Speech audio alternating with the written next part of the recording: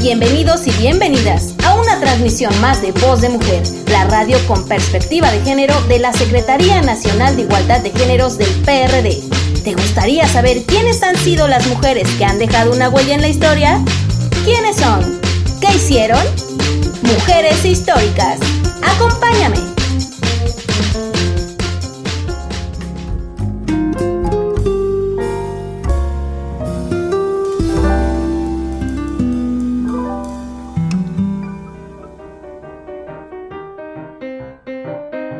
Pues ya estamos aquí, amigas y amigos de Voz de Mujer. Bienvenidas una vez más a otra transmisión de cápsulas radiofónicas para el empoderamiento de la mujer, las cuales buscan que tú, sí, tú que me estás escuchando, goces plenamente de tus derechos y vivas una vida sin violencia ni discriminación. Pero para lograr tu empoderamiento es necesario que fortalezcamos nuestro conocimiento y con ello nuestro liderazgo político. Por ello me encantaría que me acompañes cápsula tras cápsula a conocer un poco a esas mujeres que dejaron una huella en la historia. En esta ocasión conoceremos la historia de Elvia Carrillo Puerto.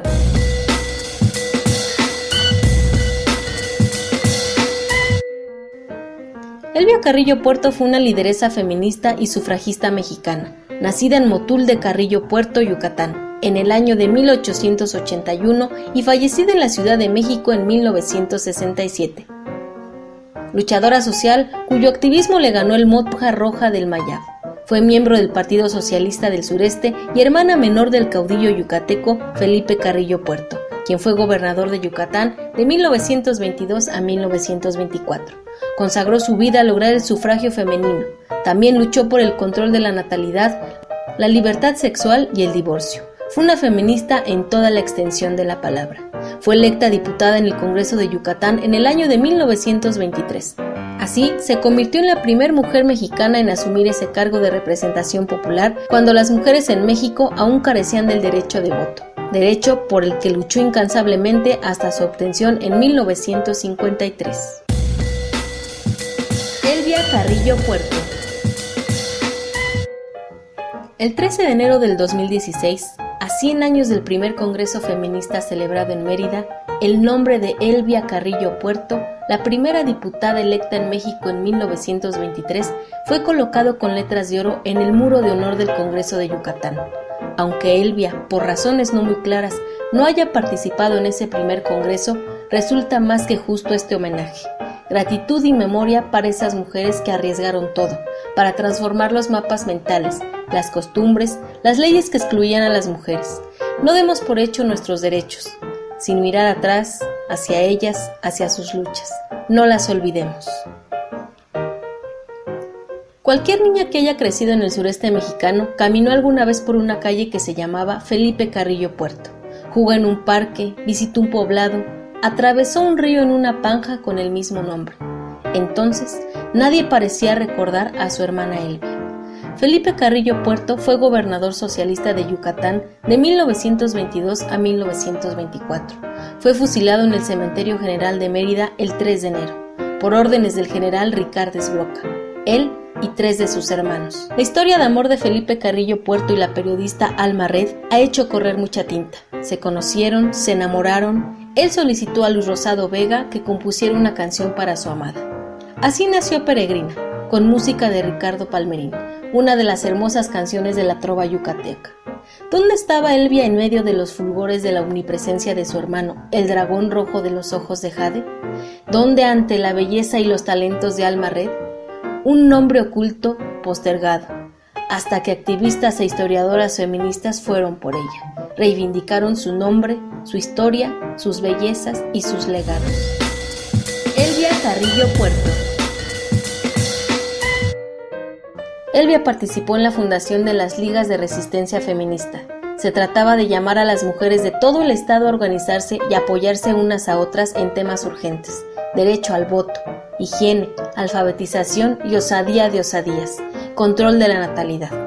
Controlar el número de hijos que una mujer deseaba y era capaz de criar significaba una afrenta mayor al considerado inamovible deber ser femenino, a toda una idea de feminidad anclada en el antes que todo, madre de todos los hijos que Dios me dé.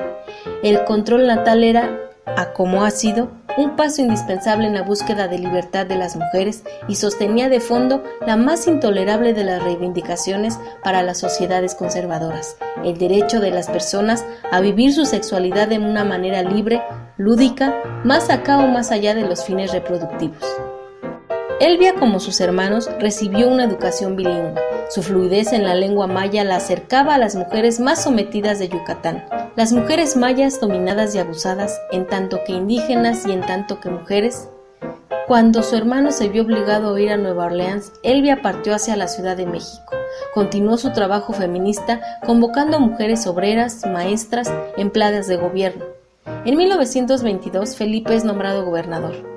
Elvia lo apoya y continúa su labor feminista divulgando las técnicas de control de la natalidad de la época. Defiende el derecho de las mujeres a recibir tierras cuando son cabeza de familia, la creación de guarderías infantiles, escuela, y da la batalla por la erradicación del trabajo sexual, ofreciéndoles a quienes lo ejercían la oportunidad de aprender un oficio. Elvia Carrillo Puerto. En 1923, apenas aprobado el divorcio en Yucatán, deja a su segundo esposo. Ese año, la participación de la delegación yucateca en el Congreso Panamericano de Mujeres en la Ciudad de México dejó sin habla a las 3/4 de la galería. Claro que el derecho a votar y ser votadas, pero también control de la natalidad y libertad sexual para las mujeres. Demasiado esas yucatecas que lo quieran todo, unas radicales locas. Se armó un escándalo mayúsculo y sus temas, considerados tan amenazantes, fueron dejados de lado. Al momento del asesinato de sus hermanos en 1924, Elvia era diputada electa en Yucatán, junto con 2 mujeres más, la maestra Raquel Cib y la bibliotecaria Beatriz Peniche de Ponce. Un logro histórico para el feminismo. No pudieron, por supuesto, desempeñar sus cargos. Con 4 de sus hermanos perseguidos y asesinados, la vida de Elvia corría peligro. Se escondió mudándose con frecuencia en casas de amigas y en la de su madre hasta que decidió exiliarse en la Ciudad de México. Se reunió acá con Elena Torres y decidieron concentrarse sobre todo en la lucha por el sufragio femenino. Si les damos el voto a las mujeres, se van a votar por los curas. El voto femenino es una amenaza a la solidez y a los valores de la familia. Las mujeres no están hechas para participar en las cuestiones públicas que las alejan de los fines más nobles y bellos para los que fueron creadas. Cuentan ya que para entonces Elvia era una mujer muy austera, trabajaba mucho y reía poco, que sus causas ocupaban su vida. Participó en el Partido Comunista Mexicano, le llamaban la monja roja del Mayaf. En 1927 fundó la Liga Orientadora Socialista Femenina y regresó a una de las grandes preocupaciones desde los inicios de su activismo en Yucatán, la creación de guarderías para los hijos de madres trabajadoras. El presidente Lázaro Cárdenas la honró como veterana de la Revolución. Nunca cejó su lucha por los derechos de las mujeres, nunca dejó de lado su preocupación por las mujeres y los hombres mayas.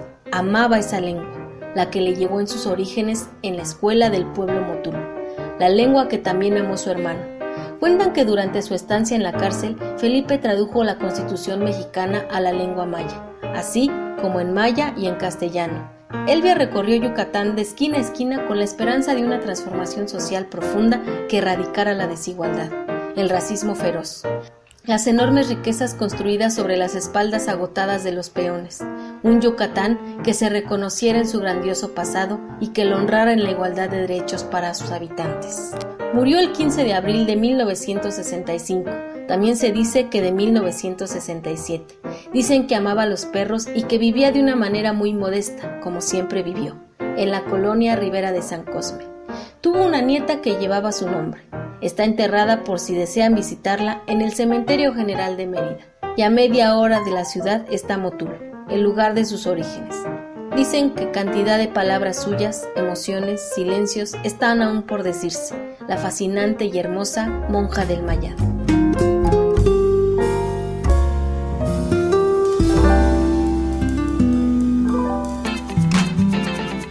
Esto fue Mujeres Históricas, cápsulas radiofónicas para el empoderamiento y fortalecimiento del liderazgo político de las mujeres, por supuesto, de la Secretaría Nacional de Igualdad de Géneros del PRD. Amigas y amigos por la igualdad de géneros, gracias por su preferencia. Sigan escuchando Voz de Mujer, la radio web 2.0 con perspectiva de género. Agréguenos a sus contactos en Facebook y en Twitter. Escríbanme su opinión y platíquenme si les están sirviendo estas cápsulas radiofónicas como una herramienta para tu empoderamiento y el fortalecimiento de tu liderazgo político. Recuerda, la web 2.0 es interacción. ¡Hasta la próxima!